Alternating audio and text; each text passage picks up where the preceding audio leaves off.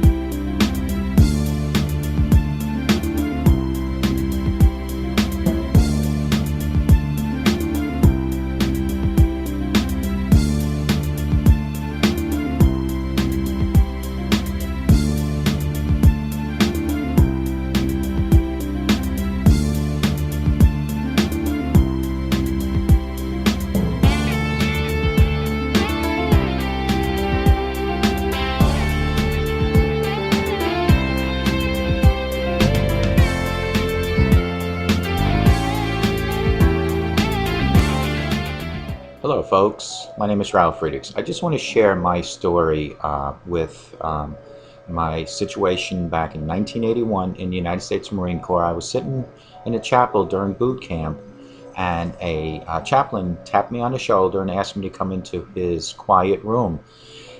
As I was walking into his quiet room, I had no idea what he wanted from me. It was then that God was setting my life in motion. So the chaplain sat me down and he says, Ralph, I've noticed that you like to help people, you motivate people, you're always walking around with a smile. And I wanted to know, and this is the chaplain saying this to me, I wanted to know, Ralph, would you like to volunteer and become a lay leader? And of course, I had no idea what a lay leader was. So he explained to me what a lay leader was. It's somebody that is a liaison between the recruits and the chaplain. So when the recruits have issues, problems, or anything like that, they go to the lay leader, and they go to the chaplain as the lay leader to let the chaplain know of the situations that are happening. It was then in 1981 that God already had a plan for me, and when there from that point on was that God realized that no matter how long it would take for me to achieve what God already knew what was going to happen to me, He would let me go down into the worst extremes in life. So from 1981 as a lay leader, and I'm going to show you the medal now with a lay leader, the front and the back. This is the back of the medal, and then the front looks like this. So in 1981, at Paris Island, South Carolina, when I became a lay leader, God already had my life set in motion. But again, He wanted me to set my own course in life. So I went down the years and the course of my life and did some of the worst things possible to my own body through alcoholism. God already said to Himself, well, I'm going to wait for Ralph to get close to hitting rock bottom. So from 1981 until 2011, which is 30 years, God came to me again and He said, Ralph, are you ready to continue helping other people? That's when I formed Mastic Beach Outreach 2011, and what that was is for older people and mentally and physically challenged people, that my wife and I would help them by giving them clothing, food, possibly, like in one case, tires for someone's car. And so God said, okay, he is getting better, but he's still not ready to do what I really wanted him to do. So in 2011, I continued my alcoholism to the point of 10 to 15 shots a day. As time went further, 2 years down the road, it became worse and worse with my alcoholism. In 2013, God finally put His big hand on my head and says, are you ready now?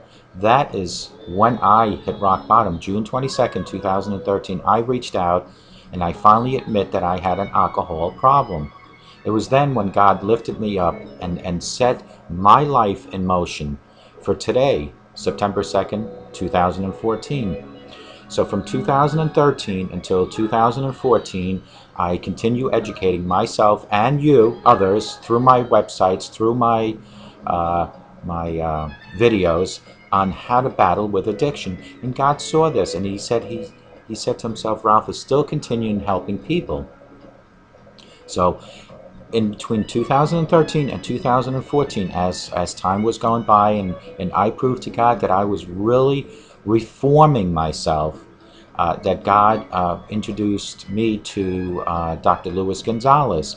I had been toying with the idea about becoming a substance abuse counselor until I ran into an article about recovery coaching.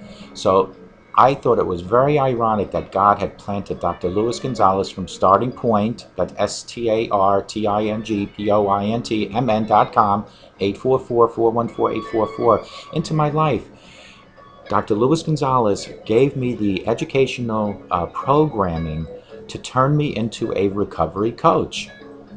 So while I was training for Dr. Luis Gonzalez to become a recovery coach, and today, my father comes from South Carolina to visit, and we're looking at my shrine, which my wife calls a shrine, which is all my Marine Corps ribbons and medals. And my father asked me, Ralph, what is this medal for? What is this particular medal for? And I then said to myself, here's where it all came together. I finally realized what that medal stood for and how it influenced me in my life. It was back in 1981 that God knew already that I would eventually, towards the middle or 60% of my life, be out to help other people, to continuously help people, to motivate people, to coach people. So it was from 1981 to 2011 that I ran my life to the ragged ends, to the pit of the worst. And then from 2011 to 2013, even worse than that. And then June 22nd, 2013, finally helped myself up with the grace of God. And in 2014 became an addiction recovery coach. And all that epiphany came to me due to my father asking me what this stood for. This particular silver medal. When he asked me that, it all finally came together, that God had bigger and better plans for me. And this is what I'm telling you, folks. There is a plan for you. No matter what the plan might be, you don't know what it is, but there is a plan for you. It's just a matter of you figuring it out. So why don't you let me help take your life back? Thank you. God bless you, and have a sober day.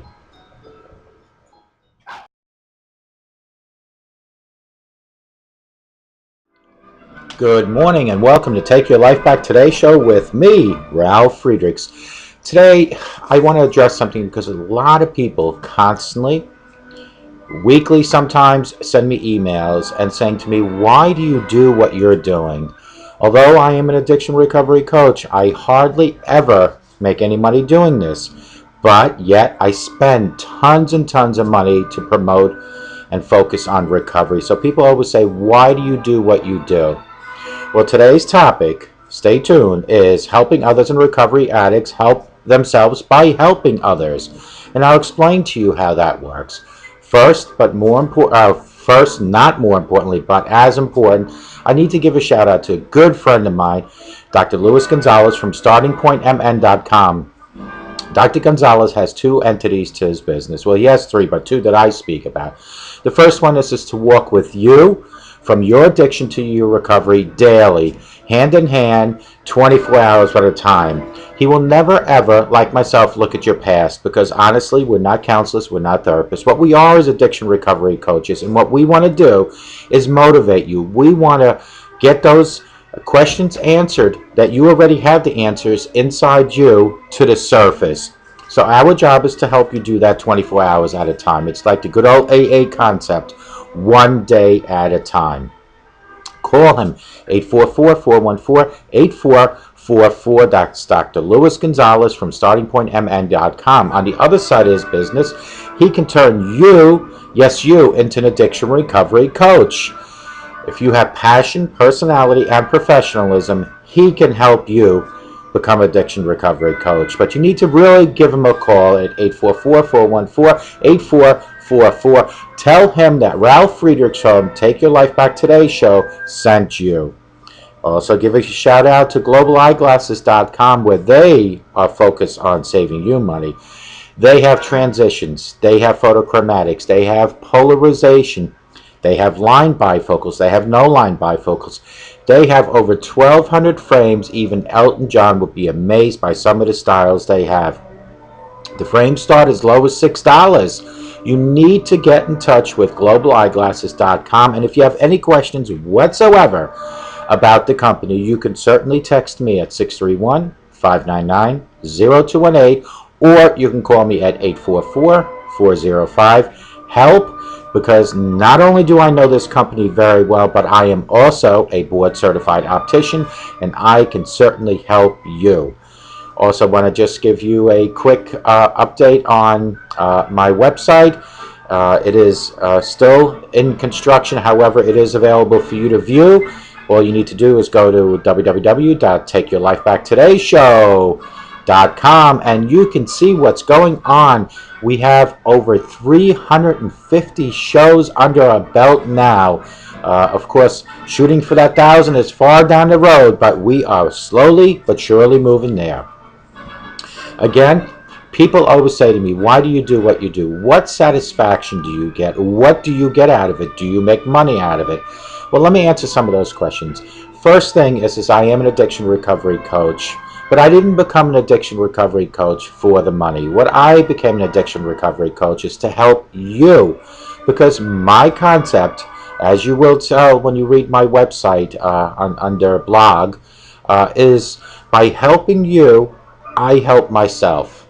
How does that work? Well, when I do these shows, when I do my websites, when I go do my blog, when I do my visiting people, when I do my interviews on the street, that is a daily reminder of what I am living and where I've come from. So by doing constantly and consistently with everyone, in reference to focusing on recovery, that is why I do it. Because AA just was not actively enough for me.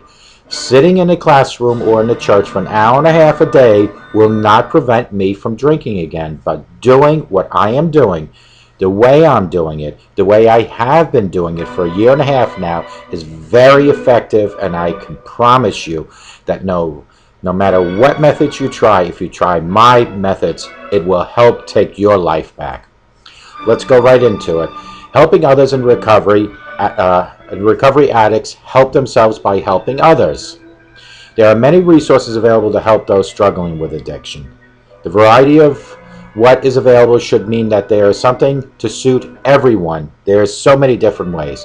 Much of this help is offered by people who have personal experience of dealing with addiction, like myself. Those ex-addicts who dedicate their time to helping others are not doing this for purely selfless reasons. Instead, they have come to realize by helping others they can help themselves as well, and that is exactly head on why I do what I do, because when I help you selfishly, I help myself. It is a team effort, two addicts together. A famous 12-step Alcoholics Anonymous saying sums this up very well. To keep, you have to give it away. To keep it, you have to give it away. Regardless of membership in AA or any other 12-step approach to rehab, helping others who have a drug or alcohol addiction problem can be very helpful to one's own recovery. Service in AA, Alcoholics Anonymous, is not by any means the only and far from the first or last one that's available for help. Still, it is a good example of the value of service, as indeed in itself founded on that its very basis was based on the analogy by one helping another. The group developed after one alcoholic tried to help another. This is now the legendary story of the first meeting between Bill W. and Dr. Bob in 1935. Bill W. had been sober for a few months but felt on the verge of a relapse. He felt, however, inspired by membership in the Oxford group, that if he could help another alcoholic, it would help him stay sober as well. It was this that led him to a hospital bed of Dr. Bob. This approach of one drunk helping another was so successful that it led to the growth of one of the largest community-based self-help movements. The concept, I don't agree with AA, but the concept itself by Bill W. visiting Dr. Bob, one addicted person helping the other addicted person, coming together and working together, is giving benefit to both Bill W. and Dr. Bob. And the concept is brilliant. The benefits of helping others. The person who benefits the most from the service may be the one offering it. That is truly my mission. It's because when I offer, and believe me, 6 to 8 hours a day, 7 days a week, when I offer these services to you, I am offering and helping myself. I don't sit in front of this camera. I don't do the shows. I don't do the websites. I don't do any of the walking around on streets and talking to people or interviewing over the radio or over the phone via radio. I do it to help you by helping me. It reminds me of the individual of where they have come from. This should mean that they are less likely to relapse. The pain of addiction begins to wane over time into memory. This means that people can begin to wonder if their old life was really that bad. Such thinking can be disastrous if it's left unchecked. By spending time with those who are struggling with addiction, it becomes harder to forget the pain. It's by repetition. It's by doing it. I kind of classify it on my website as on-the-job training. Anytime you start a new job, you will learn more by continuously doing daily. You can graduate with a bachelor's degree, come out of college, but you will not know the job until you do it over and over and over. Books will not teach you these things. However, AA has the big book. They will read it over and over and over, the 12-step over and over. But unless you utilize it in a daily way, all that is not realistically going to work. But by continuously being around other addicted people and helping them, this does work. Here are some of my methods that I find work best. Those who help others are less likely to suffer from depression, because when you help another person, whether it's in the addiction field, helping a neighbor pick up something, helping an elder, your self-esteem inflates. It just moves straight up to the top. And that is another reason. It increases self-esteem because the giver, meaning me, now feels like they have something useful to offer society. I feel by doing these shows that I am hopefully helping someone out there. It allows people to develop new skills and builds their confidence. Many addicts may have poor work history. Voluntary work can be the first step into teaching them responsibility and possibly giving them a brand new career. Addicts tend to be extremely self-absorbed. By thinking about others for a change, it allows them to escape the focus on it's all about me. Such a change in perspective can be highly refreshing for the addicted and the person that's trying to help. A recent study by Case Western Reserve University School of Medicine found that helping others improves the lives of people in addiction recovery. Those that are the recipient of such help benefit because addicts find it hard to trust other people. They may be suspicious of motives of do-gooders, or just feel that such people really don't understand. It is much easier for an ex-addict to win the trust of an addictive or active substance abuser. People in recovery will have wealth of experience that will benefit to others following the same path. It is arguable that a recovering addict will have much greater understanding of the needs of their fellow addicted people because they have been there, they live it. How do you help others in recovery? There are potentially endless ways that people will be able to help others in recovery. Some of the most common ways of doing so include service in a 12-step or any support group, voluntary work with addicts, visiting addicts in prison, visiting addicts in hospital, creating a website or a blog that focuses on recovery, joining an online addiction web forum and offering advice and support, giving talks in venues such as schools, possibly churches, offering phone numbers or email addresses to addicts who are struggling, stopping to talk with addicts who are down in their luck. Sometimes even offering a smile is a great tool. The dangers of helping others are many addicts turn to addiction because they are trying to escape their life. A similar attitude can develop when it comes to helping other people. The individual doesn't want to examine their own problems, so they focus completely on your problems. This type of coping mechanism can lead to dissatisfaction and burnout. The individual may begin to feel that people are trying to help are very ungrateful towards them. In other words, for an example, after 350 shows, I hopefully will never get the feeling that I'm not helping, because I am helping. I only shoot for 2 people per show. One of them is a given, that's me. Is the other one you? Joining the caring profession. For anyone that's out there, and if you are planning on joining this caring profession, reach out to Dr. Luis Gonzalez at startingpointmn.com, 844-414-8444. Helping other people in recovery is so rewarding that individuals may decide to turn this into a career and a passion like I have. a second career. There is no reason why people shouldn't be paid for this type of work, but it does change the relationship between the giver and the receiver. Those people who do decide to make helping a financial transaction need to adapt to the professional standards of their new role, including the ethical standards.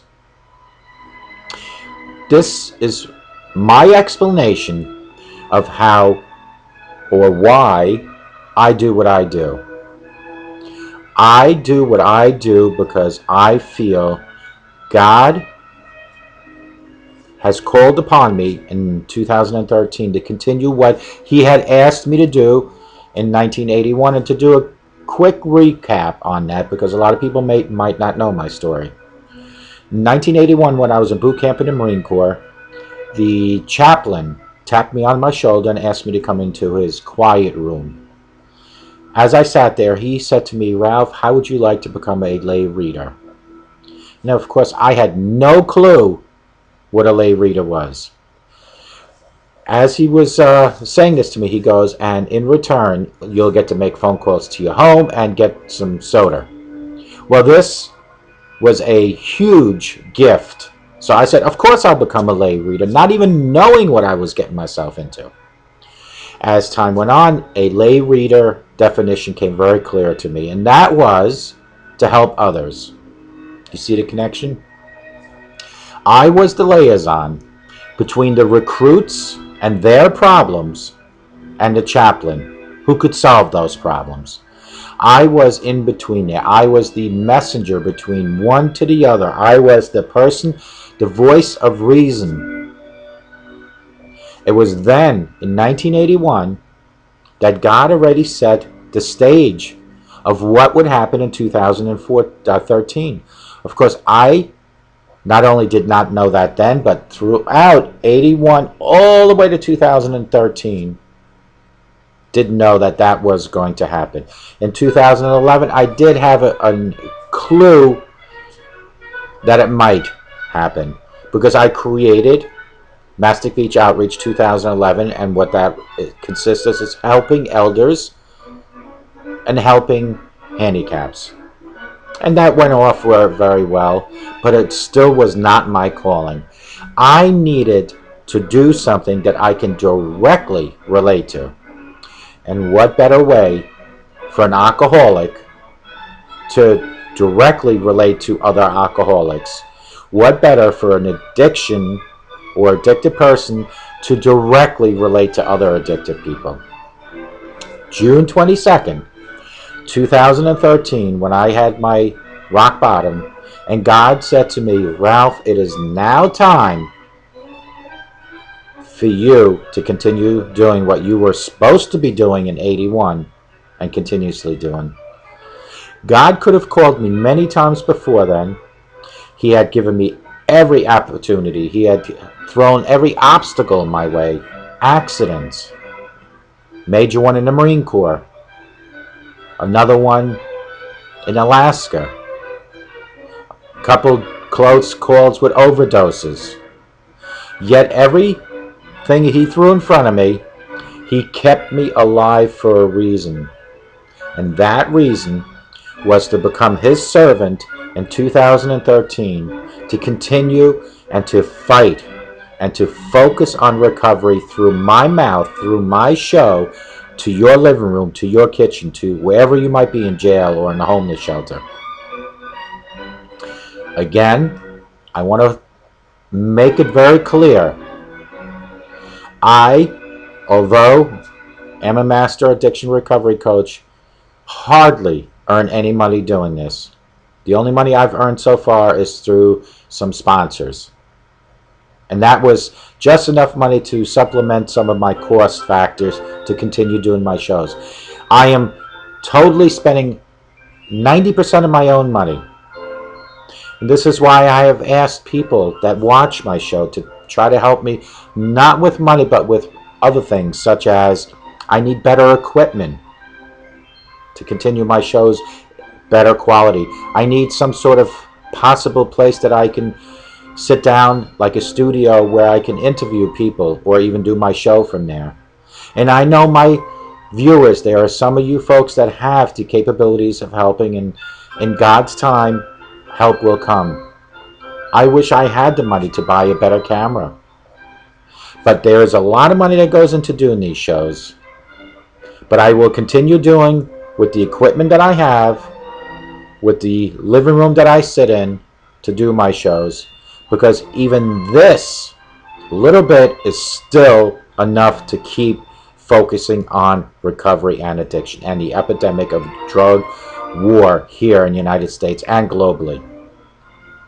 I will continue doing what I'm doing, even with the lack of proper equipment, but there's something that I possess that no equipment, no studio can make any better, and that is me, my experience, and my passion to come into your living room, into your kitchen, into the jails, into the schools, into the homeless shelters, etc.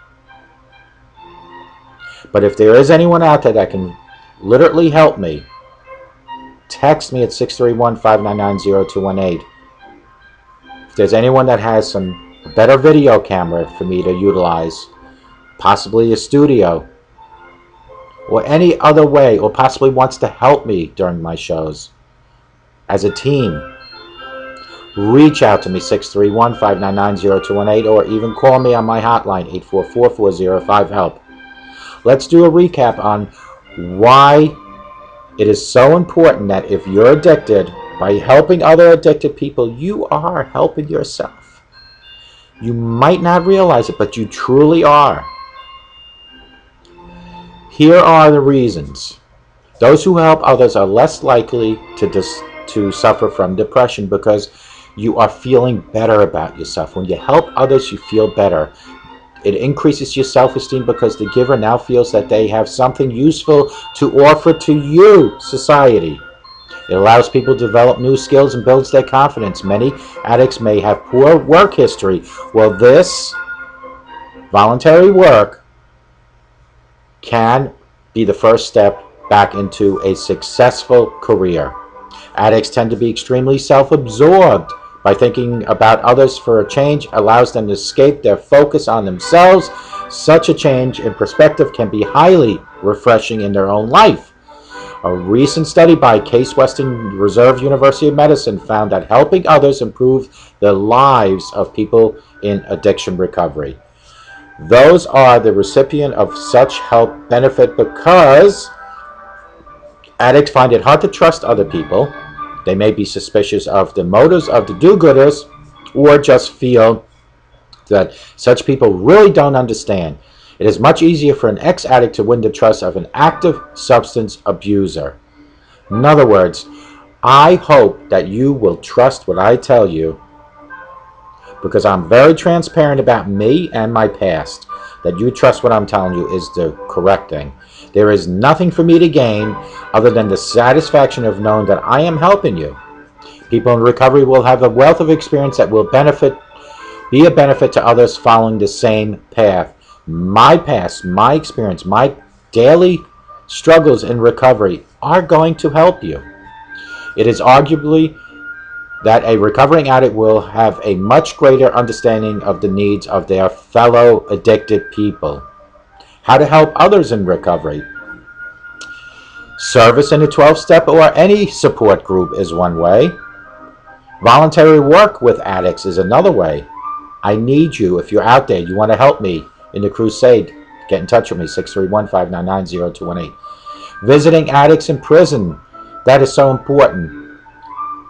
Being in prison is tough enough for people, but getting a visitor from family or from friends that'll say, you know why you're in here and you messed up and you're no good. But can you imagine visiting an addict and saying, I know what you're going through. I've been there. I used to be a drunk. I used to be addicted to drugs. Joining an online addiction web forum and offering advice and support. Creating a website or a blog focusing on recovery. Giving talks in venues such as schools, churches. Offering phone numbers or email addresses to addicts who are struggling. Stopping to talk with addicts who are down on their luck, which I, during the summer, was doing on the streets of Mastic Beach. Sometimes even offering a smile and a hug can make a huge difference in an addict's life. What are the dangers of helping others? Many addicts turn to addiction because they are trying to escape their life. A similar attitude can be developed when it comes to helping other people. The individual doesn't want to examine their own problems, so they focus completely on someone else's problems. This type of coping mechanism can lead to dissatisfaction and burnout. The individual may begin to feel that people they are trying to help are ungrateful. I don't know, other than the comments and the phone calls and emails, of how much help I am to you folks. I don't know. That's why I depend on feedback. I am not, and the thousands that might be watching me, not watching this with you. I am the creator, the producer, the director of this. You are the audience. Email me at ralf@takeyourlifebacktodayShow.com or text me at 631-599-0218. Let me know how I'm doing. Let me know what needs to be done to improve. Let me know how maybe you can even help me. Joining a caring profession. Helping other people in recovery is so rewarding that an individual may decide to turn it into a career, whether it's a paying career or not. There is no reason why people shouldn't be paid for this type of work, but it does change the relationship between the giver and the receiver. Those people who do decide to make helping a financial transaction need to adapt to the professional standards of their new role, especially the ethical standards. The confidentiality between you and your person that you're helping. Folks, I hope this has helped. With all the questions I get is, why do I do what I do? It's a selfish act. I do what I do because I need help daily. Although sober for quite some time, I am still an alcoholic. I am still in recovery. And I depend on my audience, I depend on you to keep me sober as much as you depend on me to keep you sober. Remember, folks, a sober today makes for a better tomorrow.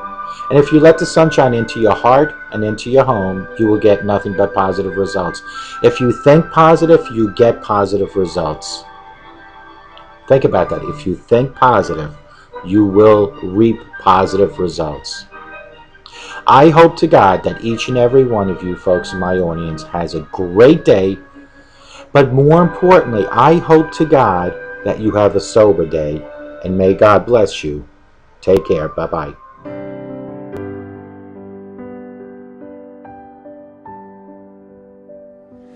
The splendor of the King, clothed in majesty, let all the earth rejoice, let all the earth rejoice. He wraps himself in light, and darkness tries to hide, and trembles at his voice, and trembles at his voice. How great is our God! Sing with me, how great is our God! And all will see how great is our God.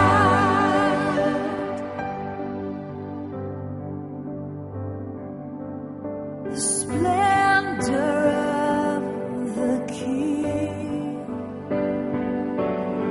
clothed in majesty, let all the earth rejoice, let all the earth rejoice. He wraps himself in light, oh, and darkness tries to hide, and trembles at his